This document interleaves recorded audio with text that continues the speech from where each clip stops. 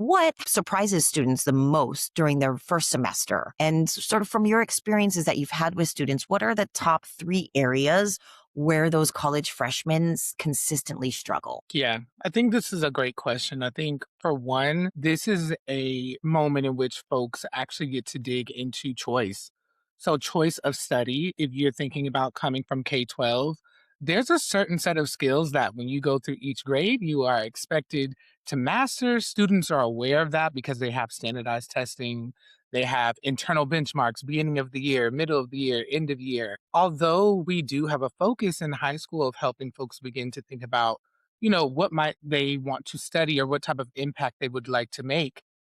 Once they reach senior year, it gets to a point where they're making large decisions on programs that cost tens of thousands, sometimes hundreds of thousands of dollars, and wanting to really decide what is the hill that I'm going to stand on and say, I'm going to learn this content so that I can apply it in the workforce. And that is huge. I can resonate myself growing up in Hayward, California public schools. Shout out to Hayward High School. And having folks on campus help me navigate what that process would look like, but realizing, hey, I want to focus on architecture. I want to focus on urban revitalization within my community and needing to navigate on my own. Well, what are the skills that weren't necessarily taught in school that I need to brush up on so that I can feel that I can perform in the ways that my peers are that may have had more exposure? And so I think that's a huge one. I think a couple other ones are time management and then also just organizational structures.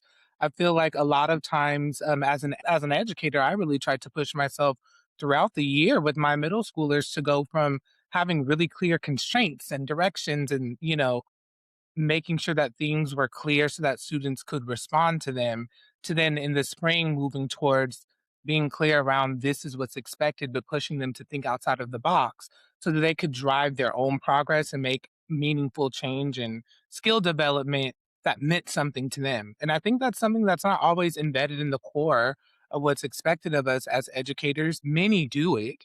However, I don't think that it's something that we could say it's the same across the board. And then lastly, not only introducing students to different organizational structures or ways that they can organize themselves, but allowing them the time to fail with using those structures and then also succeed because they found something that resonates for them and that they feel comfortable changing those structures if they need to, because they're driving their own ship. Thank you for listening to the Willow Kids podcast.